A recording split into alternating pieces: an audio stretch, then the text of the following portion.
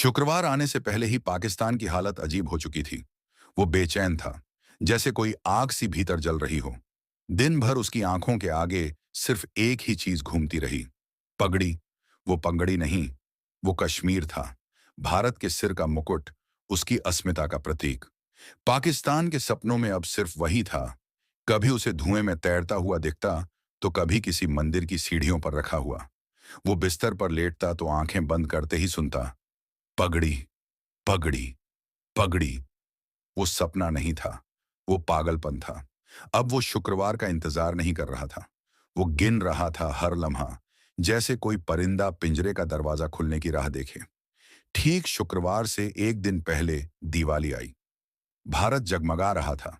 घरों में दीप जल रहे थे, मंदिरों में घंटियां बज रही थीं, बच्चे पटाखों से खेल रहे थे। पर पाकिस्तान उस उजाले में भी अंधकार खोज रहा था। उसने दिवाली की रात अपने कमरे में एक दिया जलाया, लेकिन वो घी का नहीं था, काले तेल का था।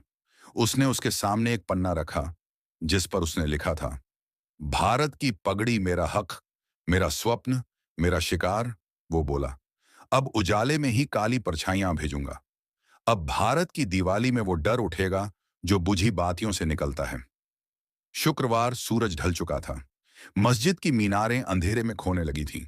हवा में ठंडक थी, लेकिन पाकिस्तान के दिल में एक अजीब सी गर्मी, एक अंधी लालसा। वो मस्जिद की चौखट पर पहुंचा। दरवाजा धीरे से धक धक कर रहा था, जैसे किसी और दुनिया का द्वार हो। वो अंदर गया। वही पुराना कमरा, वही मौलवी। पर इस बार मौलवी के चारों ओर सफेद चूना बिखरा था। बीच में एक काला धागा बंधा त्रिकोण बना हुआ था। मौलवी बिना देखे बोले, तू आया। सूरज डूब गया, अब शैतान जाग सकता है। पाकिस्तान, मुझे वो शक्ति चाहिए मौलवी साहब। जिन्न, वही जो आपके साथ बात करता था। मौलवी उठकर उसके सामने आया। उसकी आंखों में नीली चमक थी, जैसे दुनिया के बाहर की कोई शक्ति उसे देख रही हो। मौलवी, तू चाहता है एक जिन्न? फिर सुन, ये आसान नहीं। जिन्न को पाना, उसकी आग से खेलना है। वो तेरे लिए काम तभी करेगा जब तू उसे अपने खून, अपनी रूह और अपने मकसद की सच्चाई देगा। वरना वो तुझे ही खा जाएगा। पाकिस्तान बिना झुके, मुझे मंजूर है। पगड़ी चाहिए, कश्मीर चाहिए, पिता से बढ़कर बनना है। मौलवी ने जमीन पर एक लोहे का तसला रखा, उसमें पानी डाला और 3 बूंदें पाकिस्तान के खून की टपकाईं। फिर बोला, अब ध्यान से सुन। यह 3 चरणों की साधना है। 1, अपनी आत्मा से डर को बाहर फेंक। 2, जिन्न को उसका नाम लेके बुला, जहार। 3, उसे कोई वस्तु दे जो तुझसे जुड़ी हो, तेरे खून से सनी कोई चीज।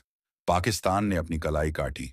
खून से भीगा एक सफेद कपड़ा जलते दिए के पास रखा और जोर से बोला, जहार, जहार, आओ, मैं तुम्हें बुला रहा हूं, पगड़ी के वास्ते।